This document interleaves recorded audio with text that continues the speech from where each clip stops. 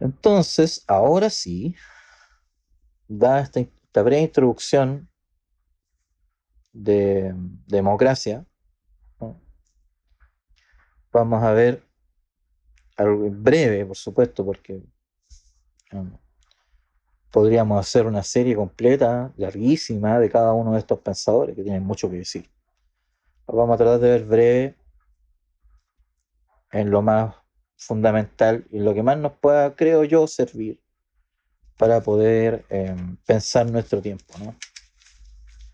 Así que vamos a ver qué pasa con Platón. Vamos a ver qué pasa con Platón. ¿Sí? Platón fue un gran crítico de la democracia. ¿Sí? Platón no era muy dado a la democracia. Insisto y reitero de que Platón existió en este mundo hace más de 25 siglos. ¿Ok? La democracia no era la norma. Entonces, hay que tener en cuenta un poco la, el tiempo. ¿Sí? Yo voy a tratar de hacer hincapié en ese sentido, en ese aspecto, para que tanto el pensamiento de Platón como sus críticas eh, puedan ser evaluadas con una cierta justicia. En el caso de Platón, el tema de la democracia, eh, la crítica a la democracia que hace, no es una cosa circunstancial, no es una cosa meramente táctica, es una cosa estructural, podríamos llamarla ontológica incluso. Platón hace una especie de espejo entre el alma y la ciudad. Nosotros sabemos ya que Platón, en su teoría de la idea, ¿no? Parte de modelos perfectos, ¿sí? Que están existentes en el mundo sensible de manera imperfecta, ¿no? Y esto más o menos se aplica lo igual. Es la misma ontología la que se aplica aquí. ¿Sí? ¿Qué pasa? Eh, bueno, voy a hacer un breve paréntesis antes de empezar. En la República es donde vamos a ver más temas. Ya, yo voy a sacar la mayoría de estas ideas de ahí, pero el Platón tardío matizó un poco lo que dice en la República, sobre todo en el político y las leyes. ¿Sí? Am, ya que en la República tiene esta idea del rey filósofo, ¿no? Ideal filosófico ideal, am, pero en las leyes ya acepta un cierto Estado de Derecho, ¿sí? Que puede sustituir de algún modo el gobierno del sabio. Entonces, am, Platón mismo fue capaz de ver la dificultad que tenía su propuesta y propuso una especie de alternativa más, ¿cómo se llama? Más realizable. ¿Sí?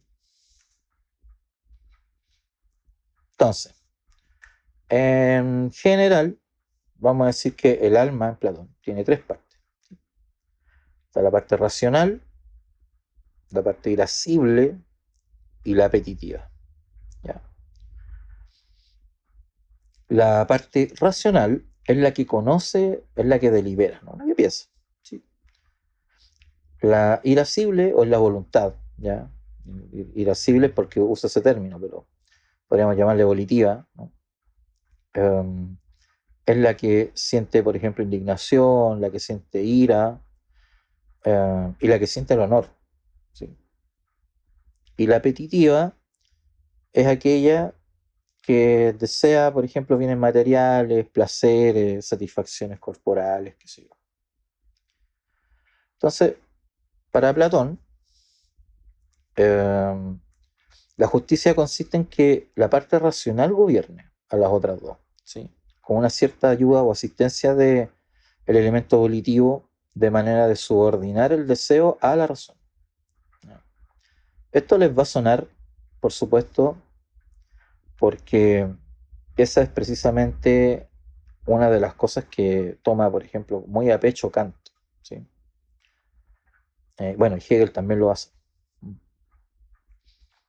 Al contrario de Hume. La injusticia en ese sentido va a ser lo inverso. O sea, que el gobierno, perdón, que el gobierno se ejecuta a través del deseo, digámoslo así.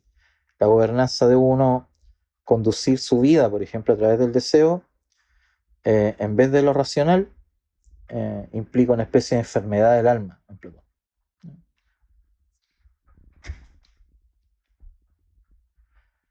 Entonces, en base a eso, la estructura más o menos, de manera muy resumida, podríamos decir que una ciudad, en este caso, va a ser justa cuando los que saben gobiernan, o sea, la parte racional, ¿sí? Los que tienen valor defienden, o sea, eh, aquellos que sienten honor, coraje, ¿cierto? La parte volitiva, ¿no? Son los que defienden. Y los que producen, obedecen. Entonces, para Platón, alterar este orden es injusticia, ¿sí? Entonces tenemos eh, los gobernantes filósofos, que más saben son los filósofos, por lo tanto, son los que lideran. Tenemos a los guerreros que son auxiliares, por lo tanto, y tenemos a los productores artesanos, ¿sí? Cada grupo cumple su función y no tiene que intervenir en las demás, ¿sí?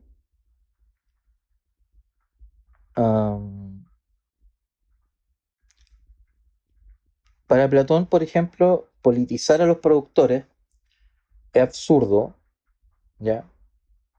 Porque se exige, por ejemplo, el conocimiento del bien. En el caso de Platón hay una cosa de competencia, ¿no? Competencias como de cuando uno va al médico, por ejemplo.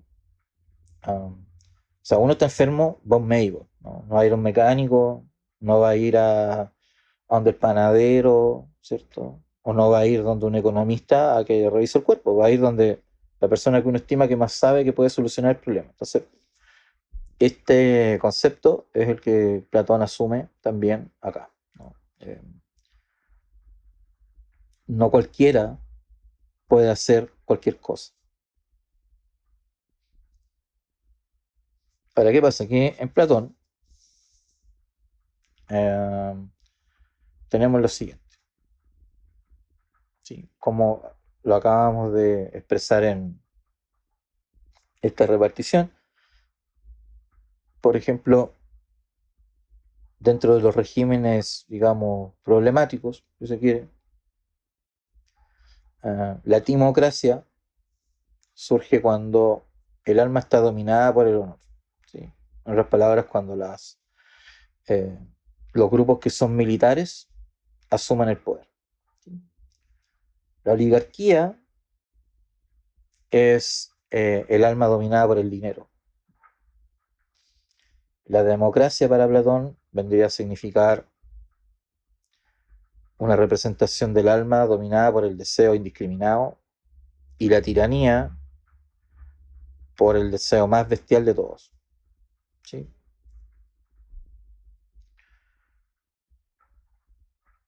Entonces, eh, ¿qué pasa? Que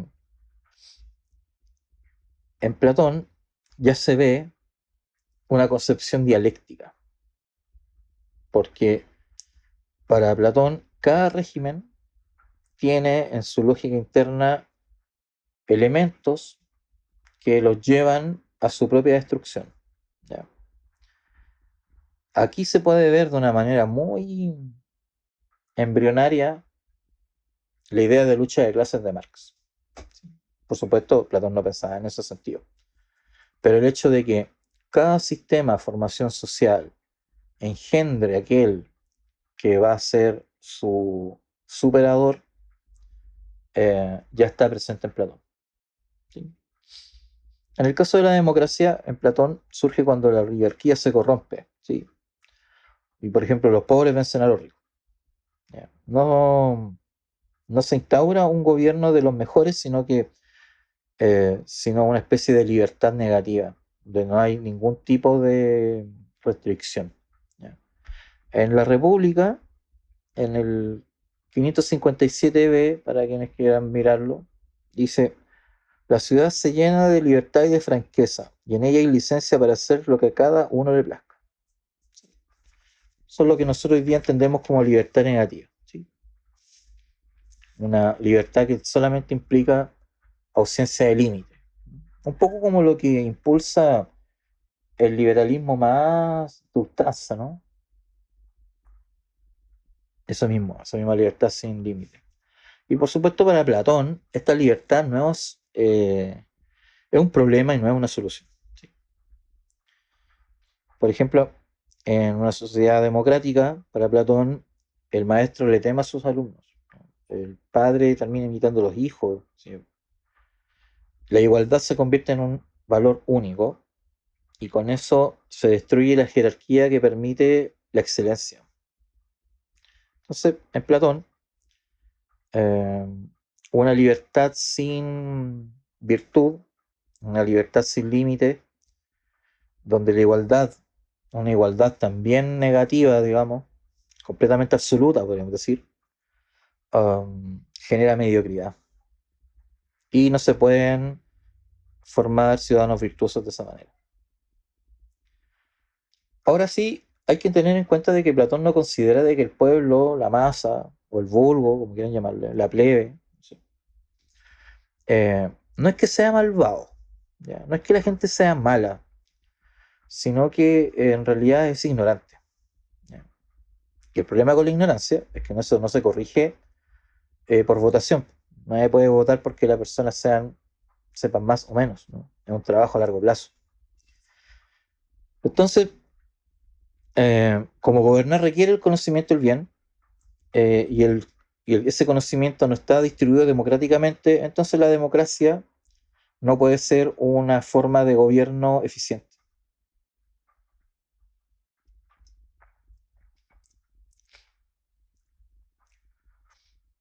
Entonces, como dije antes, por ejemplo, si nosotros elegimos al médico porque es el que sabe cómo tratar el cuerpo, por ejemplo, ¿por qué tendríamos que elegir a cualquier persona para que gobierne un país? ¿Solo por las promesas que tenga? ¿Solo por lo que esa persona quiera eh, mostrarse en vez de ser algo? ¿Puede cualquier persona, por ejemplo, ser ministro de, qué sé yo, de economía? Tendría que ser un economista, ¿no? Por lo menos. Y en Chile nosotros tenemos casos muy paradigmáticos de gente que ocupa, por ejemplo, el ministerio, ¿no? O sea, tuvimos un ingeniero comercial como ministro de Educación. ¿Tiene algún sentido? O tener, no sé, por ejemplo, un ingeniero civil en algo y que sea ministro de ciencia, siendo que no es alguien que se dedica a la ciencia como tal. Bueno, eso nos pasa hoy día, ¿no? Eh, qué sé yo. Cuando uno revisa los perfiles de los ministerios, pueden hacer ese ejercicio en sus propios países también, ¿no? Y ver las competencias de cada ministro, y uno se pregunta, ¿serán los personajes más idóneos para dirigir una cartera? Dirigen no solamente un presupuesto millonario, sino dirigen políticas que afectan a toda la ciudadanía. Entonces, ¿tendrá un poquito de razón Platón ahí? Un poquito, quizás. Em, Platón tiene algo muy, muy interesante que yo también creo que es súper atingente a lo de hoy día, y es cómo desde la democracia podemos llegar a la tiranía con una facilidad espantosa, ¿ya? Am, a través del demagogo que se convierte en tirano. En la democracia, según Platón, aparece un demagogo que se pinta como campeón del pueblo, ¿no? Promete redistribución. En algunos casos se muestra como protector de los pobres, de los débiles, ataca a los ricos. Y en otros casos se muestra como, digamos, protector de la libertad, ¿sí? En realidad lo que busca, según Platón, es su poder personal, ¿ya? Por ejemplo, también lo menciona dentro de todas estas cosas, ¿verdad? Eh, pide guardaespaldas para protegerse de sus enemigos, ¿sí? Y después usa esa protección para eliminar rivales. Y él finalmente esclaviza a quienes lo encumbran, ¿no? Para quienes quieran echar una mirada a eso, pueden ver el 565C a 569C de la República. En el caso de Platón, nos dice que la transición de la democracia a la tiranía no es algo externo ni accidental, sino que es la consecuencia lógica del exceso de libertad. Y esto yo creo que es brutal, porque el exceso de libertad para Platón conlleva caos. Y ese caos demanda un orden. Ese orden lo promete el demagogo y usa el orden para imponer una tiranía. Si esto les suena, no es ninguna casualidad. Pero el diagnóstico es increíble. Yo lo encuentro espantoso, pero increíble a la vez, ¿no? Las democracias de ahora han producido figuras de esta clase con regularidad, ¿no? Son líderes populistas, ¿cierto? Que eh, el resentimiento lo usan como una especie de instrumento, ¿no? Entonces, ¿qué hacen? Van derribando instituciones que controlan y concentran poder siempre en nombre de algo que sea trascendente, el pueblo, la libertad, qué sé yo, el progreso, ¿no? Eso le podríamos llamar hoy día populismo autoritario, ¿no? Y esta dinámica Platón la, la muestra muy claramente en el libro octavo de la República. Así que, si quieren echarle una mirada más profunda, pueden ir ahí, ¿sí? Acá estamos para dar un pequeño esbozo, ¿no? El caso es que es lo que Platón en el fondo propone, ¿no? Al menos en la República propone una aristocracia de filósofos, o sea, el gobierno de la gente que conoce el bien. No solamente gente que tenga conocimientos en general, sino que el filósofo también es aquel que conoce el bien. Eh, es curioso que en el caso platónico, estas ciudades-estado, en las polis, Platón haya propuesto, por ejemplo, la abolición de la propiedad privada, ¿sí? Y también la familia para los reyes filósofos, cosa de que para poder evitar que el interés particular corrompa el juicio público. Por supuesto, como buen filósofo, pedía también educación rigurosa, matemática, música, filosofía y más. Lo que podríamos después en la época medieval llamar el trivium y el quadrivium, ¿no? Que eso tenía que ser algo universal.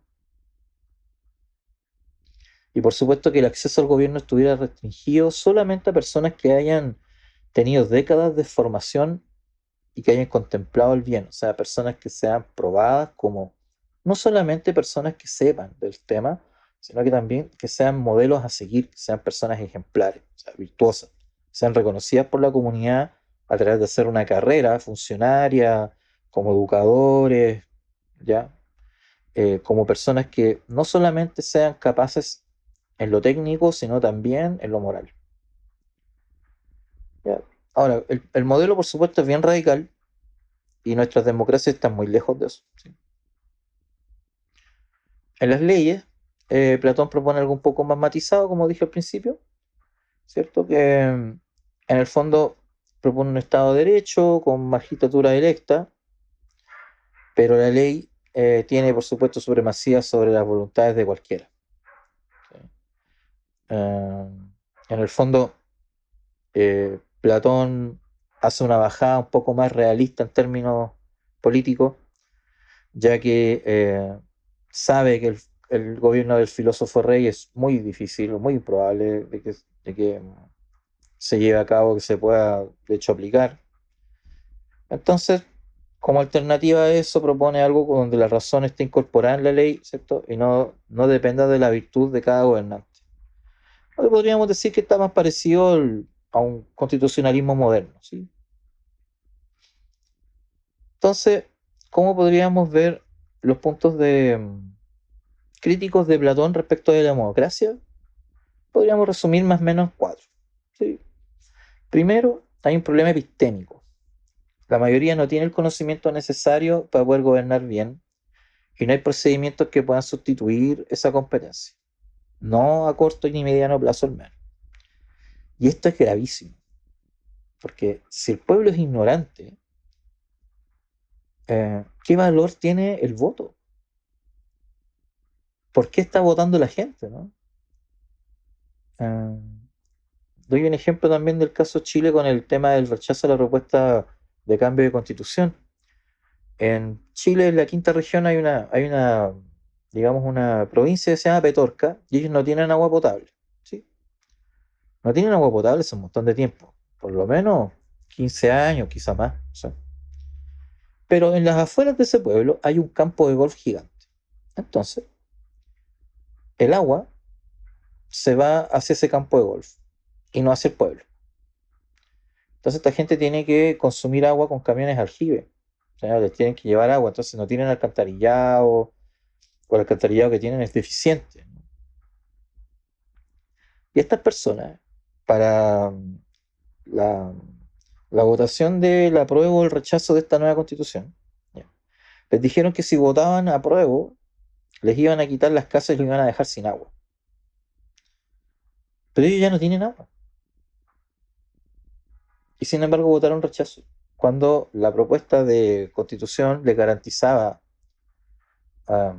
agua potable, por supuesto, como un derecho humano, ¿no? No dependiendo de la empresa privada de turno, ni dependiendo si hay o no un campo de golf, o si la gente que planta paltas chupa todo el agua o no. Pero esta gente votó en contra por el miedo. Y aquí es donde vamos, bueno, una mezcla de la ignorancia, pero también con el segundo punto que critica Platón. Y es que el problema es la demagogia, ¿no? Pasa que la democracia es estructuralmente vulnerable, o sea, no es una cosa accidental, parte de su estructura, digamos, ontológicamente podríamos decir. Tiene una falla de ser muy vulnerable a manipuladores que saben explotar pasiones, en este caso positivas o negativas, ¿no? Eh, Otro problema que Platón detecta en la democracia es que se relativizan los valores, ¿ya? El problema de la igualdad democrática es que equipara las opiniones y estilos de vida para él, disolviendo estándares de excelencia que hacen posible la educación y la cultura. Aquí podríamos decir que eh, hay un problema de relativismo, porque una cosa es que todos tengan derecho a opinar y otra cosa es que esas opiniones sean igualmente verosímiles o no.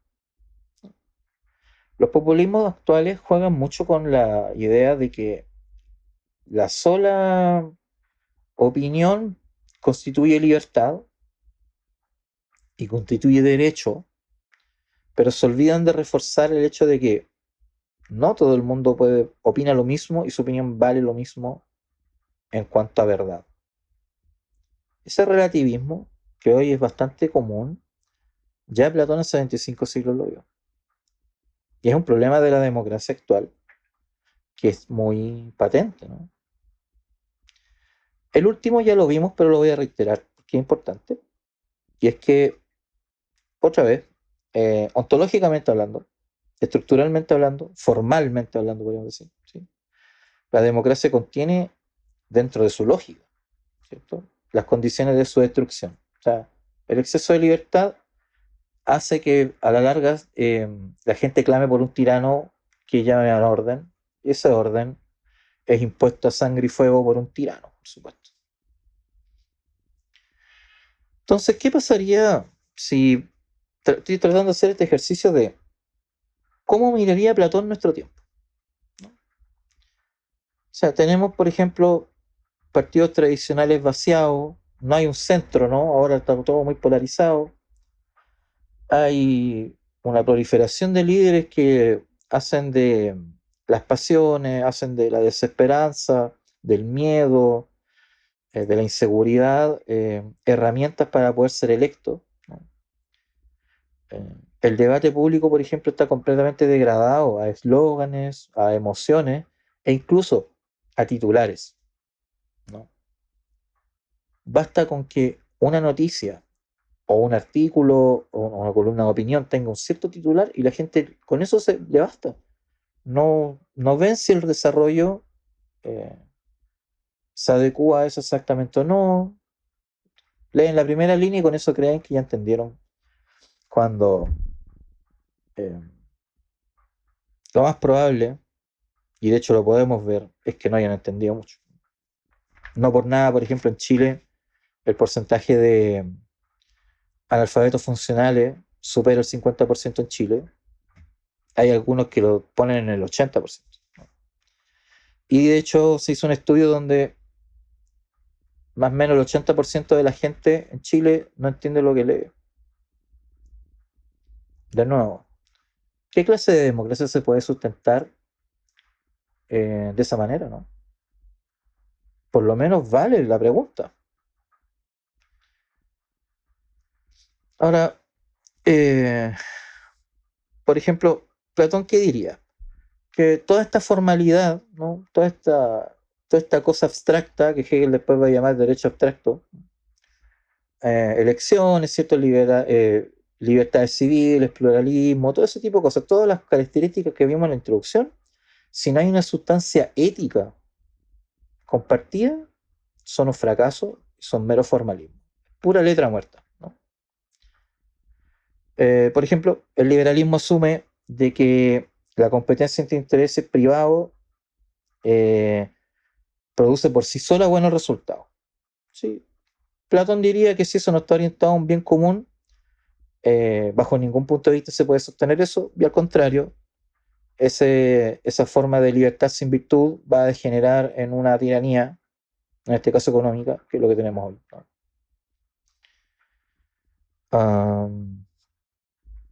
Ahora bien, Platón no criticaría a esta gente desde la fe de la democracia, por ejemplo, que una persona común y corriente hoy día tendría, ¿no?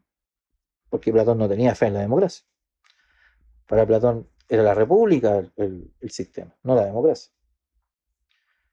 Sino que los atacaría por demagogos, ¿sí? Porque esta gente en realidad no sabe gobernar, solamente sabe halagar y ponerse en esas posiciones de poder aprovechándose de las debilidades estructurales de la democracia, ¿sí? Entonces, para Platón, más que estos líderes, que son un problema, sería la democracia misma el problema. Entonces, ahora uno queda invitado a pensar, eh, ¿es tan mala la democracia? Porque Platón la pinta mal, y en nuestra introducción, lo que acabo de hacer, puse varios puntos críticos con respecto a esta democracia, ¿no?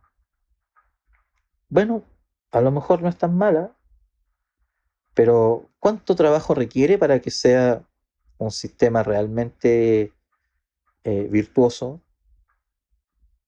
donde realmente se vigile por, digamos, el interés común?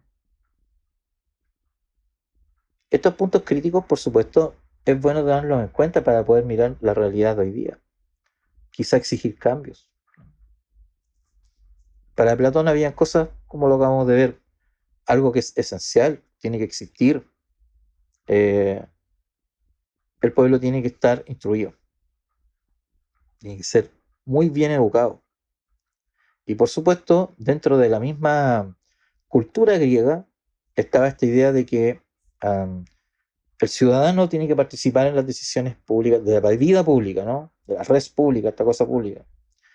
El ciudadano, el buen ciudadano es el que participa de las instituciones, de las instancias públicas, porque en el fondo él es parte, no solamente es parte de él, no solamente le importa, sino porque la comunidad la se hace entre todos.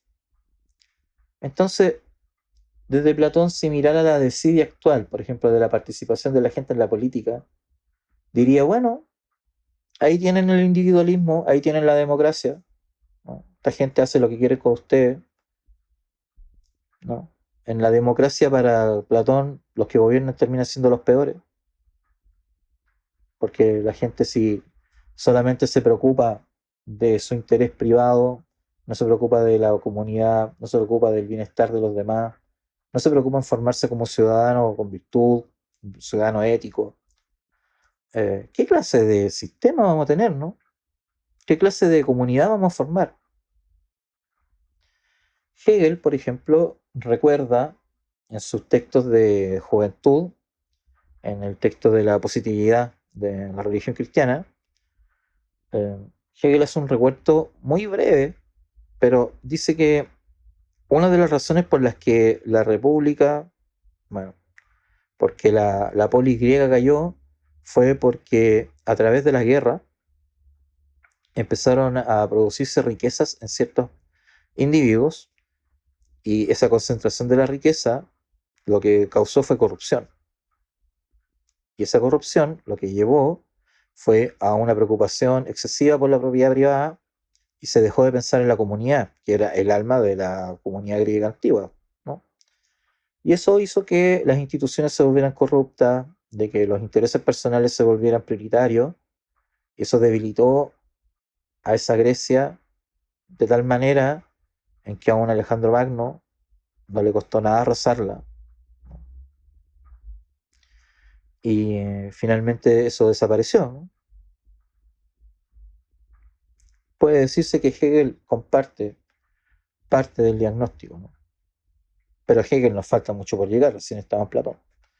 Así que eh, déjenme comentarios si les parece, observaciones, ¿no? En el próximo episodio vamos a ver a Aristóteles, ¿no? Y vamos a ver qué nos tiene que decir. Yo les anticipo desde ya que Aristóteles tampoco estaría muy contento. Un poco distintas, pero tampoco estaría feliz. ¿Okay? Así que lo dejo hasta acá y espero esto les sea educativo, los invite a pensar un poco, ¿no? A pensar nuestra realidad, a pensar nuestra cultura, nuestro mundo, con un ojo crítico que necesitamos, porque el imperio de lo dado es el caldo de cultivo de los totalitarismos. No lo sabrán bien los nazis, ¿no?